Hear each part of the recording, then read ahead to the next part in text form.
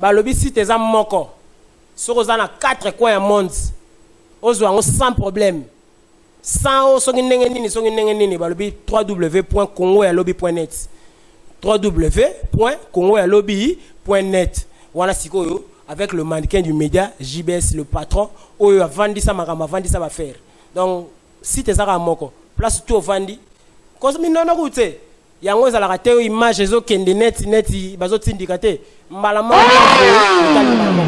on a te congestion na kata image ezaka te mbala moko to leki www.congoyalobi yango ne émergence ya mutu to ya mboka impact ya kosakana te Congo ya lobby avenir ya lobby epesami kaka na Congo ya lobby suka na masolo yango Congo ya lobby en tout cas Congo ya lobby eza na biso en tout cas faut mayele beleza pour Congo lobby eza ningi to lingeleza la umela en tout cas umela ba sponsor ezala ba okola na sangwe ba okola moni atola na okanga na ciment ojoka lipoto tandi ba la litongo etani maya lobo lipa okola ozape un grand monsieur na mbogoyo kala ingango bozona bino umela bozwa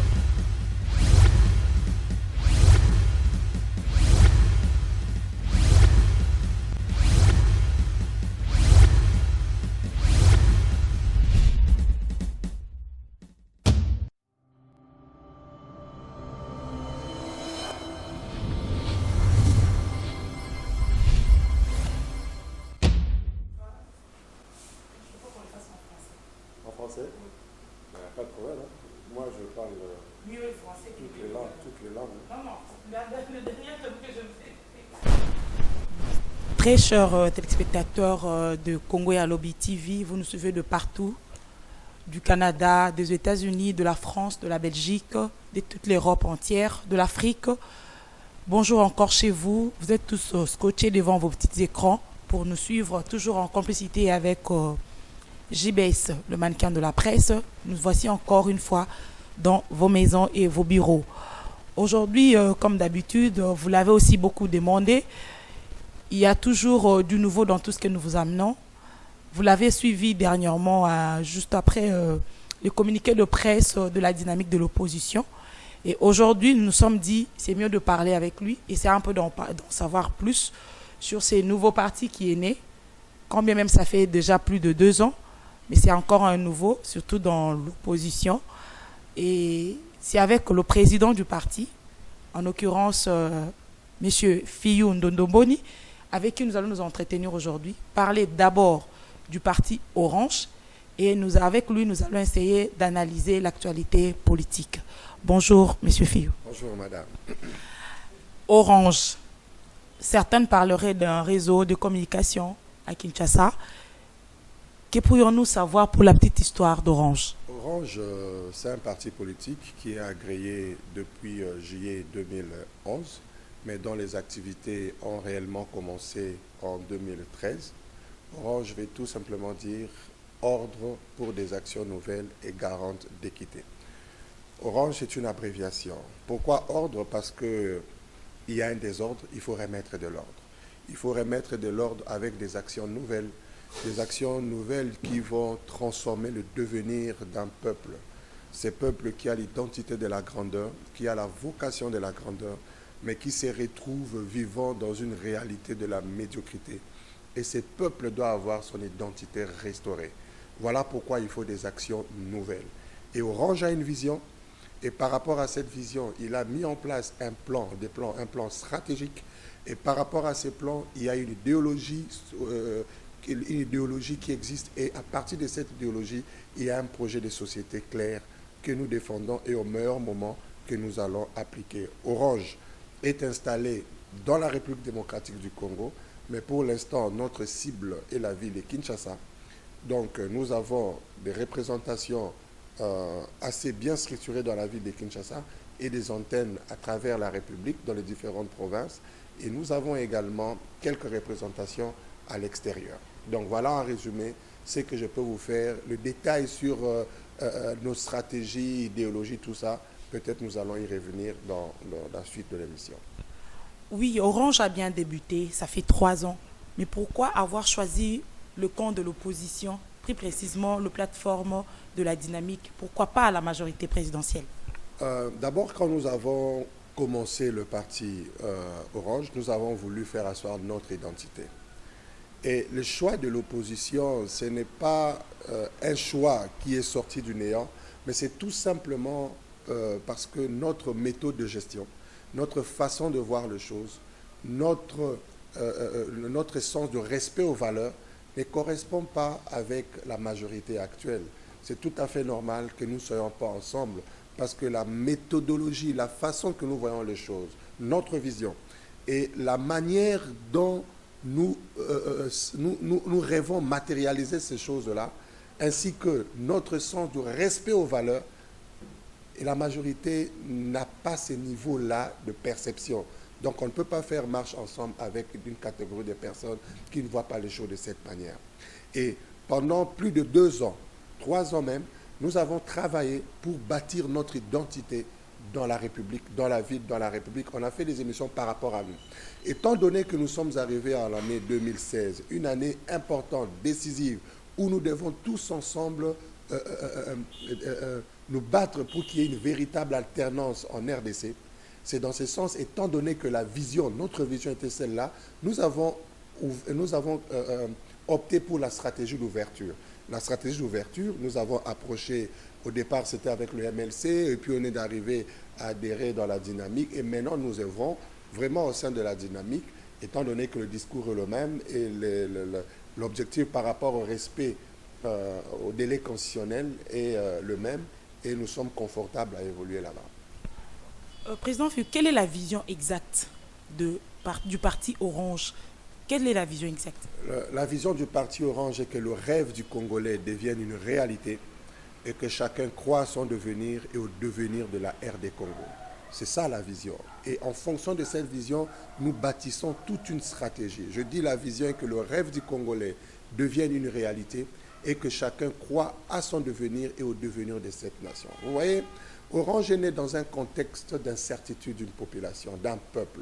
Aujourd'hui, tu vas voir un enfant qui est en train d'étudier, mais pendant qu'il étudie, il voit autour de lui son oncle ou son frère aîné qui a déjà fini les études, mais on ne voit pas le fruit des études qu'il a faites. Il est toujours à la maison. Et l'enfant se pose même la question, si je termine mes études, je serai comme mon oncle, comme mon frère aîné et comme tout autre comme ça. Il y a un problème sur le devenir de notre peuple. Et le peuple congolais vit dans un désespoir par rapport au devenir. Voilà pourquoi nous avons bâti notre vision pour restaurer cette façon de voir et de faire. C'est-à-dire le rêve du Congolais doit devenir une réalité et que chacun doit croire à son devenir et au devenir de cette nation. Parce que si on ne commence pas par croire, on ne peut pas bâtir une nation nouvelle et moderne. Alors, pour bâtir cette nation, nous avons 3 stratégies qui sont mises en place. La première stratégie, il faut qu'on fasse ce que nous appelons l'implémentation d'un leadership du nouveau genre, utile et transformateur. Nous devons avoir un autre type de leadership dans notre pays.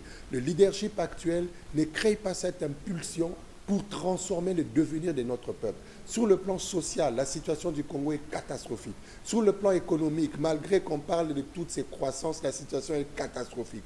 Et au niveau de l'emploi, à tous les niveaux, il y a des sérieux problèmes. Le gouvernement, le leadership actuel n'arrive pas à gérer le pays comme il se doit.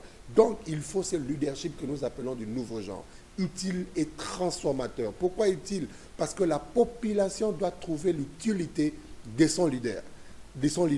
Transformateur, pourquoi? Parce que nous sommes à mesure de partir de notre réalité pour créer un développement par rapport à nous.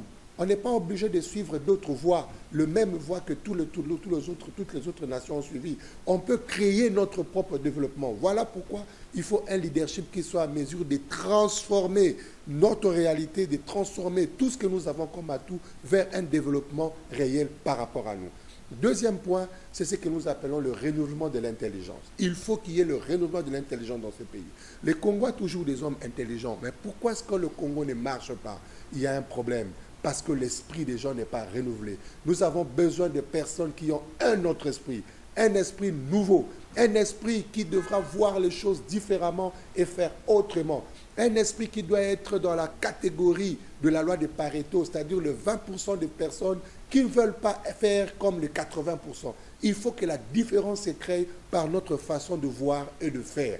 Et voilà pourquoi nous avons lancé dans cette pensée-là la campagne Bongwana. Parce que nous voulons justement qu'il y ait un changement au niveau de la pensée, au niveau des actions, au niveau de toutes choses que nous faisons. Et l'engagement, le béret que vous voyez que j'ai mis, c'est tout simplement un signe d'engagement à cette campagne de changement, de transformation que nous appelons Bongwana. Donc quand je fais ça, cela veut dire tout simplement Bongwana.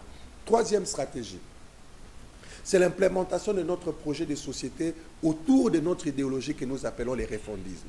Pourquoi les refondismes? Parce que le Congo doit être refondé. De par l'organisation, de par tout le paramètre, le Congo doit être refondé. Les refondismes, c'est un concept qui n'existe pas dans les dictionnaires. Mais son contenu va faire à ce que ces contextes puissent exister. Les refondismes, c'est tout simplement un concept qui met l'homme au centre et au-dessus de cet homme-là de valeur.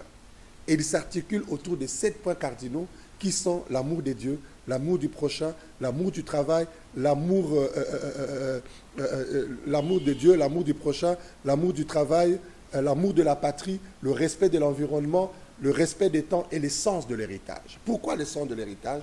Le sens de l'héritage, tout simplement parce que le Congolais que nous sommes appelés à travailler pour bâtir un véritable Congo de nos enfants. Le père de l'indépendance en fait ce qu'il devait faire. Ils nous ont légué le Congo. Mais qu'est-ce que nous allons léguer à nos enfants? Nous devons avoir le sens de l'héritage. Voilà pourquoi Orange veut léguer aux générations futures un Congo où il fera beau vivre. Nous ne voulons pas être considérés comme des lâches, madame, pour qu'on nous dise un jour pourquoi vous n'avez pas mené telle action pour que nous puissions hériter un véritable Congo. C'est voilà pourquoi nous travaillons pour léguer à nos enfants, bâtir un Congo véritable de nos enfants. Et c'est en fonction de ça que nous bâtissons notre idéologie, notre projet de société qui s'articule autour de 3 points. Le premier point dans notre projet de société, c'est la restauration de l'homme congolais. L'homme congolais aujourd'hui a été chosifié. L'homme congolais aujourd'hui, regardez les enseignants. Aujourd'hui, tous les jeunes, pour qu'ils se disent qu'ils doivent être honorés, ils doivent chercher à être soit une star de musique, ils doivent chercher à être soit un musicien, un footballeur ou autre. Je ne suis pas contre, parce que c'est notre culture, il faut valoriser tous les talents, toutes les tendances possibles. Mais regardez les enseignants aujourd'hui, regardez les fonctionnaires. Ils sont chosifiés. Croyez-vous qu'un maître de l'école primaire, 30 ans, 50 ans, dans des carrières, enseignant, inculquant aux enfants la matière, les enfants qui n'ont rien, qui est dans un coin reculé, ce maître-là ne vaut rien. Non, ce maître-là a une valeur.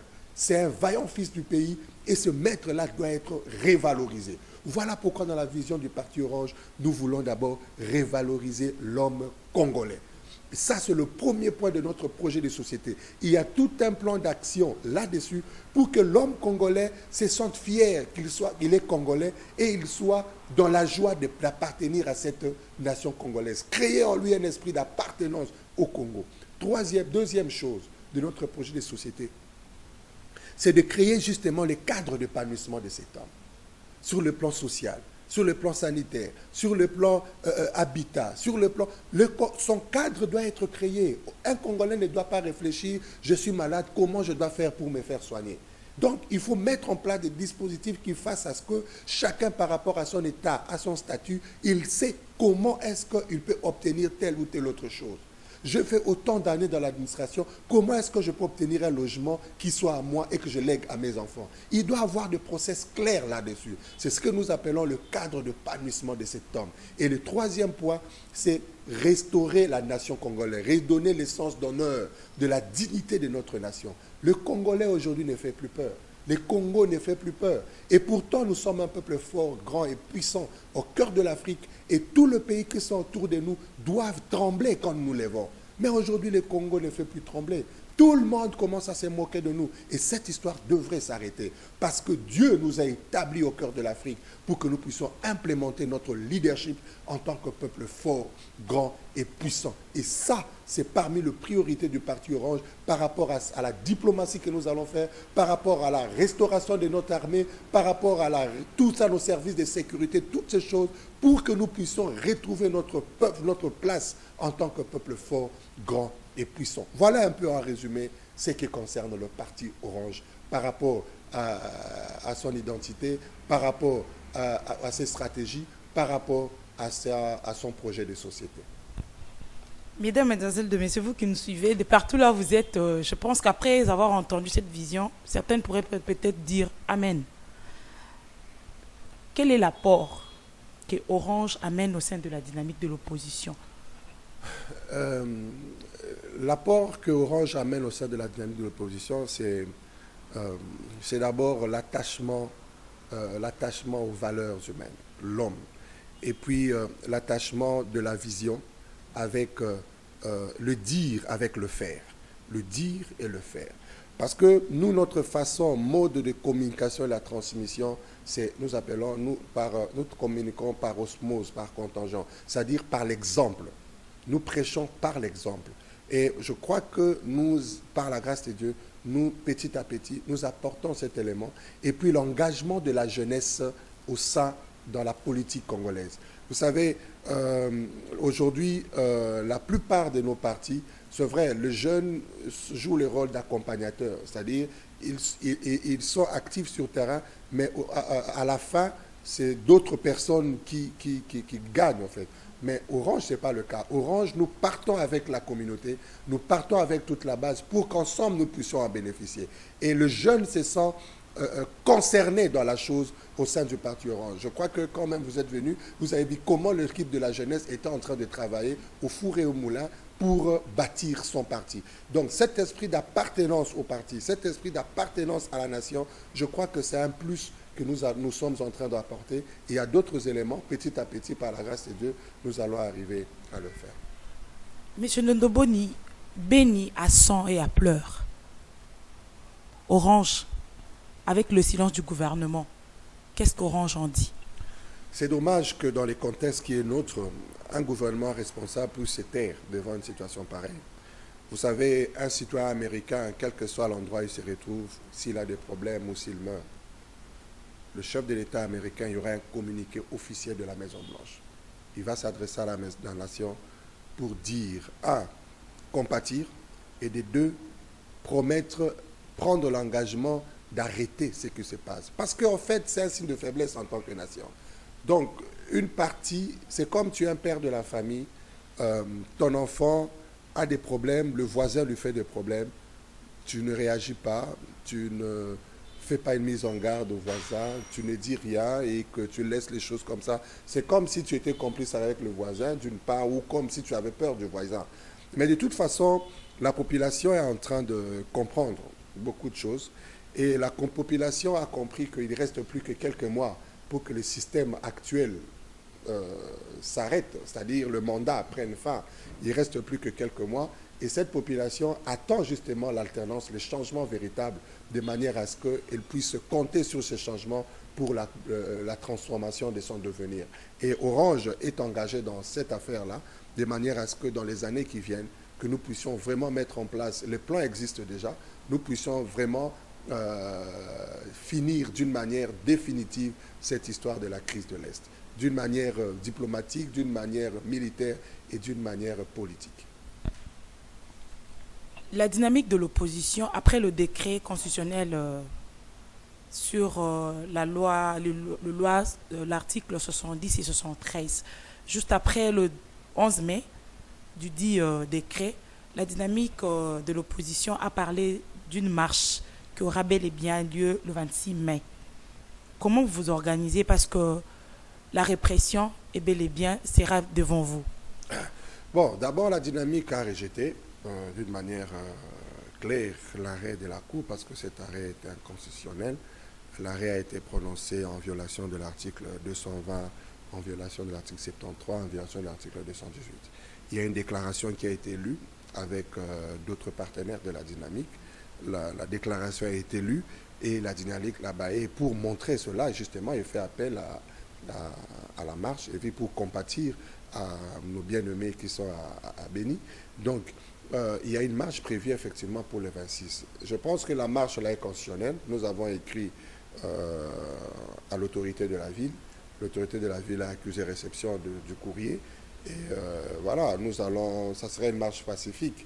Et la population a le droit d'exprimer son ras-le-bol ou d'exprimer son mécontentement sur une situation. C'est un droit garanti par la Constitution. Je pense que l'action n'est pas inconstitutionnelle, l'action est constitutionnelle. Et réprimander ou arrêter ou, je ne sais pas, chasser d'une manière non démocratique ceux qui vont exprimer leur point de vue, c'est ce qui est anticonstitutionnel, justement. Et je pense que la population s'est engagée pour que le 26, justement, elle puisse participer massivement à cette marche, et qui certainement sera une réussite totale parce que toute la population n'attend que ça en ce jour d'aujourd'hui. En fait, il y a la population, une partie de la population qui se dit, oui, il y aura bel et bien marche, mais souvent les autorités politiques se mettent arrière et laissent la population devant. En cas de répression, il y a toujours de pertes de morts au camp de la population. Est-ce que les autorités politiques de la dynamique, vous seriez devant pour que la population vous accompagne dans cette marche, ou ça sera comme d'habitude, le peuple d'abord et vous venez après? Parce que c'est maintenant un langage courant. C'est un peu ça. Bon, je crois que c'est un discours si facile. C'est un discours... nous sommes engagés dans une action pour l'intérêt de notre peuple. Je pense que dans cette action, c'est un risque que tout le monde est en train de prendre. Donc nous sommes engagés dans cette action pour l'intérêt de notre peuple. Ce n'est pas pour le beau rire d'une personne ou de qui que ce soit, c'est pour l'intérêt de notre peuple. Et la population est consciente justement de cette action que le leader politique sont en train de mener. Et voilà pourquoi toute la population accompagne ces leaders politiques. Que le leader soit devant, dans ou derrière, ça fait partie du plan, de la stratégie qui va être publiée avant la marche. Maintenant là, je ne peux pas publier une stratégie parce que les informations peuvent toujours venir de telle ou telle autre manière. La population peut prendre l'option de couvrir ses leaders. Vous comprenez? Les leaders peuvent être devant, mais la population dit non, ne soyez pas devant, on veut vous sécuriser, on veut vous couvrir. Vous savez, quand la tête est prise, les troupes sont... donc, ce qui fait que les troupes veulent bien sécuriser leurs leaders, c'est tout à fait normal. Mais je pense que ce qui est plus important, c'est la communion qui existe entre les leaders politiques de la dynamique et ainsi que la population. Parce que la population aujourd'hui croit que la vision, croit que sa vision, sa façon de voir et la réalité des choses est incarnée par la dynamique de l'opposition. Et ça, c'est une chose positive. Et nous demandons seulement que les gestionnaires de la ville et autres comprennent que l'action est pacifique et que d'une manière constitutionnelle, qu'ils jouent leur rôle en tant que gestionnaire de la ville pour sécuriser les différentes personnes qui vont s'engager à faire la marche. Par rapport aux actions menées au sein de l'opposition, le slogan est « Yebela, Kabila doit partir ». Justement, si Kabila partait, nous risquons d'avoir un vide, comment je rappellerais, juridique ou constitutionnel. Quelle serait la porte de sortie au cas où Kabila effectivement partait sans qu'il y ait élection?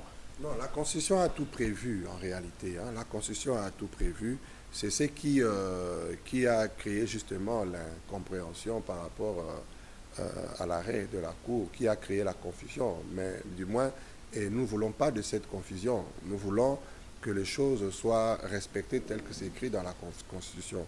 Donc, si les élections ne sont pas organisées, au 19 décembre, en principe, au 19 décembre, l'exécutif actuel ou le chef de l'État actuel perd sa légitimité. Et par rapport à la Constitution, nous allons appliquer l'article 75 à partir du 20. Et c'est l'application de cet article 75 qui va donner le mandat, après que le gouvernement ait saisi la Cour constitutionnelle pour déclarer la vacance du président de la République et faire passation avec le président du Sénat qui aura 4 mois au maximum pour organiser les élections. Vous comprenez? Donc là, nous sommes au mois d'avril 2017. Au plus tard, nous serons obligés d'organiser les élections et avoir un nouveau président. Donc, la Constitution a prévu toutes ces choses-là. Est-ce que la dynamique laissera Kengo Adondo conduire la transition de ces 4 mois dont vous parlez? Parce qu'il y a déjà Gabriel Mokia qui dit qu'il n'y a que lui qui pourrait mieux conduire cette transition, personne d'autre. Bon, le président Gabriel, je le salue en passant. Je pense qu'ici, il n'est pas question de parler d'homme. Il est question de dire ce que la Constitution dit. Et l'homme qui se retrouve lié à ce que la Constitution a dit, c'est cet homme-là qui va jouer ce rôle. La Constitution nous dit qu'en cas de vacances, de démission ou d'autres causes d'empêchement définitives, c'est le président du Sénat qui assume l'intérim du président. Donc, et ce fait que le président du Sénat actuellement, c'est le président Kengwa Dondo, c'est lui qui est le président du Sénat. Donc, qu'on dise qu'il il est hors mandat, il a fait le glissement, peu importe qu'on puisse raconter, mais aujourd'hui, le président du Sénat, c'est lui. Parce que si on dit qu'il est hors mandat, donc on devra dire que tous les gouverneurs qui ont été élus avec les anciens députés provinciaux, donc ne sont pas valides. Or, les gouverneurs ont été reconnus, donc ce qui fait que tout le reste est valide. Et en plus, l'organisateur des élections, en principe, c'est la CENI, financée par les gouvernements, et le gouvernement n'a pas mis de moyens pour que ces élections soient organisées. Donc ça, c'est un faux débat. Et puis la situation du Kengwa Dondo, du président du Sénat, pardon, n'est pas... sa délimitation n'est pas constitutionnelle. Mais la délimitation, le calendrier électoral du chef de l'État est constitutionnel. Mais les autres calendriers électoraux ne sont pas constitutionnels. Mais le calendrier électoral du chef de l'État est constitutionnel parce que l'article 73 nous dit que 70 jours avant la fin du mandat, la CENI doit convoquer les élections, les scrutins électoraux. Monsieur Ndondoboni, si Dieu faisait grâce et que vous deveniez président de la République démocratique du Congo, en votre investiture, par où ou par quoi commenceriez-vous? Le Congo est un vaste chantier. Nous avons un document de base que nous appelons les 100 actions prioritaires de la RDC. Et je crois que c'est en fonction de ces documents que nous allons matérialiser les 100 actions prioritaires qui sont identifiées. Et ces actions-là, nous allons tout simplement le matérialiser. Je pense qu'au stade actuel, ces actions-là devraient être confrontées avec la réalité des dossiers que nous allons voir dans le tiroir. Et c'est ce que nous allons matérialiser. Ce que je sais, la situation sociale de la population est catastrophique. Et pour régler cette situation sociale, on a besoin de capitaux. Et ce sont les deux grandes actions prioritaires qui vont faire asseoir notre engagement, c'est-à-dire la situation sociale de la population ainsi que la recherche des capitaux pour restaurer notre identité en tant que peuple grand, fort et puissant. Un mot aux Congolais qui nous suivent à l'extérieur du pays par rapport au 26 mai, par rapport à la marche du 26 mai. Je rappelle à toute la population qui nous suit en RDC comme à travers le monde que nous sommes un peuple fort, grand et puissant. En tant que peuple, notre identité est de la grandeur. Nous n'avons pas une identité de la médiocrité, nous avons une identité d'excellence et de la grandeur. Quelle que soit la médiocrité qui nous tire vers le bas, restons attachés à notre identité de la grandeur. Et rassurez-vous du réveil d'une génération qui est incarnée par le Parti Orange, sous l'impulsion du Parti Orange, qui va nous faire atterrir vers notre destinée de la grandeur. Voilà pourquoi, avec cet orgueil, en tant que peuple grand, mobilisons-nous massivement pour le 26, de manière à ce que nous puissions rentrer dans notre identité, dans le respect d'engagement et dans le respect de la parole donnée par rapport à toutes nos autorités. Ce qui va faire que dans les années qui viennent, personne d'autre, parce que si nous réussissons à relever ce défi, personne d'autre dans les années qui viennent pourra encore une fois se dire que j'ai achevé mon mandat, je peux à mesure de consulter une cour constitutionnelle pour qu'on me dise encore que je prolonge mon mandat ou où je peux moi-même volontairement ne pas organiser les élections pour que j'aie le temps de rester autant de temps que je pourrais. Et ces choses devraient s'arrêter et nous devons bâtir d'une manière solide notre démocratie et c'est ce qui va nous faire aligner à notre identité de la grandeur. Vraiment que Dieu nous bénisse, bénisse notre nation et s'occupe personnellement de chacun là où il se trouve. Et que s'il y a un désespoir qui ronge les cœurs, que ce désespoir soit transformé en espoir et que nos visages se relèvent, nos têtes se relèvent pour que nous puissions défier l'avenir et qu'ensemble, nous transformions cet avenir à quelque chose de merveilleux et d'excellent. Et cela, nous pouvons y arriver et nous y arriverons. Car ensemble, nous pouvons, ensemble, nous devons. Que Dieu nous bénisse. Merci à vous qui nous avez bien suivis en complicité avec JBS, le mannequin de la presse. Merci à RMK depuis Toronto. Merci à ceux qui nous suivent depuis Johannesburg. Merci beaucoup à Charlie Parabole depuis le Panama. Nous vous disons merci et au prochain numéro. En français?